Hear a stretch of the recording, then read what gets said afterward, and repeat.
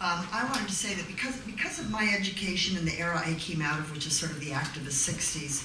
I began art late, and through that art and through studying with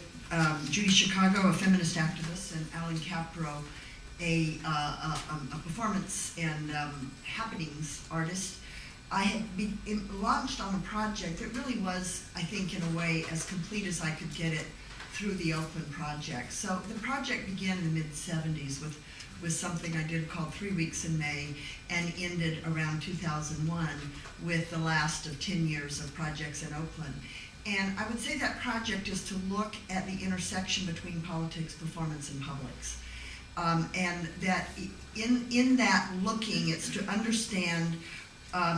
can you make art that is like life, or can you make life that is like art, and where do you fail in that endeavor, and what are the possible successes in that endeavor? So I've taken this time to reflect on that project, the Oakland project, as really, for me, the most solid example and the most depthful example of this investigation. I want to thank On the Edge, Carol Gray, and my thesis advisors, Anne and Grant Kester, for helping me, and all of you who are part of the seminar series for your questions and your stringent challenges, because that too is helping me in this sort of unique form of participatory research. How could we do it any other way, those of us who make this kind of art?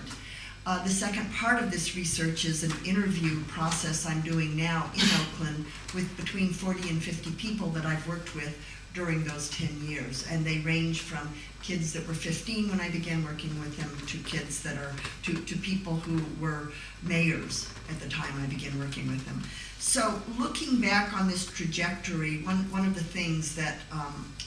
you have pointed out to me is important to emphasize is that this is a kind of, these 10 years of work were a collective research project into some key issues around youth. It was it had a political analysis that was developed over time with people in the community and with the artists I worked with. It wasn't so much about doing good as investigating the way in which what I would now call deep strategies of art practice are, how are they part of an aesthetic practice, and how are they part of a community activism. The other notion I think that's besides deep strategies that's